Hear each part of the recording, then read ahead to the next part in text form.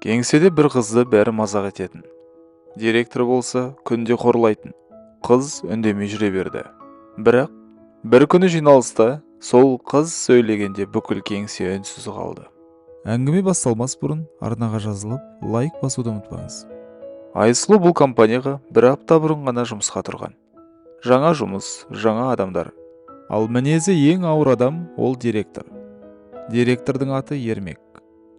Кеңседе оны бәрі сыртынан ғана құрметтейтін, ал шын мәнінде одан қорқатын. Аптаның алғашқы күні әдеттегідей басталды. Кофе қайда? Деп дауысын көтерді директор кабинеттен. Айсұлу орнынан атып тұрып, қазір әкелемін деді. Бірақ директор оны тыңдаған да жоқ. Университетте сендерді неге үйретеді өзі? Алдымен кофені алып кел, сосын ғана қағаз. Жақын маңдағы отырған қызметкерлер күліп жіберді.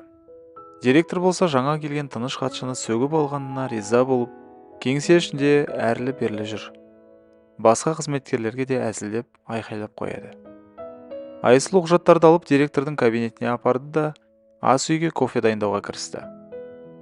Ол әлі күнге дейін бастықтың ұсақ түйекке бола тиісуіне, үздіксіз кемсітуіне үйрене алмай жүрген тәрізді. Кофені алып келе жатқанда тағы да оның дауысы естілді. «Ей, мінгір, мұнда кел». Қолындағы ыстық кофені әрең ұстап, кабинетке кіргенде Айсұлу бірден тоқтап қалды. Жаңа ғана реттеп кеткен құжаттары еденде шашылып жатыр. Құдды біреу әдейі үстелден сыпырып тазалағандай. Директор болса үстелге сүйеніп, мысқылдап күліп тұр. «Сен тек мінгір емес, түкке тұрғысыз екенсің. Құжаттарды да дұрыстап әкеле алмайсың. Мен оларды үстелге қойған едім», деді Айсұлу сыбырлап. «Онда жина, не қарап тұрсың?» деді директор. «Жинап жүріп, менің көңілімді қалай табуға болатын ойлан», деді. Сол кезде кабинетке екі бөлімнің басшысы кіріп келді, Бекзат пен Нұрлан. Олар көрген бойда күліп, «Мынау жаңа қызметкер ме? Жақсы тәрбиелеп жатыр екенсіз». Айсұлу тағы да үнсіз. Айсұлу үндемей қағаздарды жинап шығып кетті. Бетіндегі қызу басылар емес. Құжаттарды жинап болған соң ешкімге қарамай бірден дәретханаға барды. Айнаға қарап тұрып, кешегі болған жайтты есіне алды. Кешке барлығы кеңседен кетіп қалған. Директор Ермек болса, өзінің кабинетіне шығып, оның үстеліне жақындады. «Ұялшақ гүл сияқтысың ғой», деді жай дауыспен. Бірақ көзінде жыртқыштың суық жанары тұр.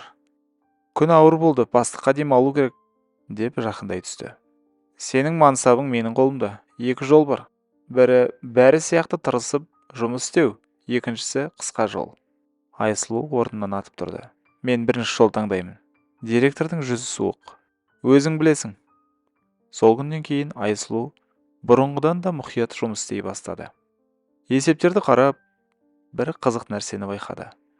Компания есептеріндегі цифрлар шынайы директормен, базалармен сәйкес келмейді.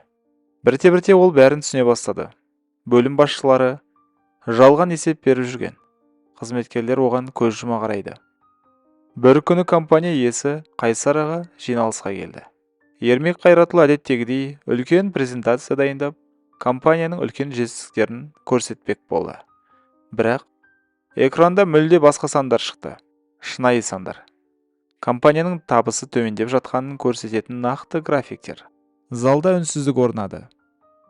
«Мұны түсіндіре аласыз ба?» деді Қайсар аға. Сол кезде Айсұлу орнынан тұрып, «Мен түсіндіре аламын». Экранда шығып жатқан бұрмалауларды, жалған есептерді бір-бірлеп көрсетіп ашып берді. Сонда Қайсар аға күлімсіреп, «Айсұлу, бұл менің немерем.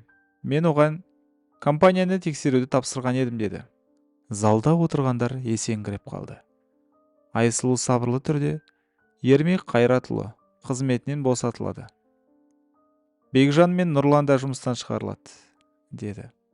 Компанияда жаңа кезең басталды. Айсұлу енді директордың кабинетіне өзі директор болып отырды. Бірнеше айдан кейін компания қайтадан өсімін көрсете бастады. Қайсар аға немересіне қарап, күлімдеп мақтанышпен қарады. Айсұлу болса бүкіл ұжымға бір нәрсені дәлелдеді. Әділдік пен еңбек әрқашан бәрін жеңеді. Құрметті көрермен, егер сіздерге әңгіме ұнаған болса, пікір жазуды, лайк басуды ұмытпаңыз. Және қандай да бір кемшілік болса, жазып өтуіңізді өтінеміз. назар қойып тыңдағандарыңызға үлкен рахмет.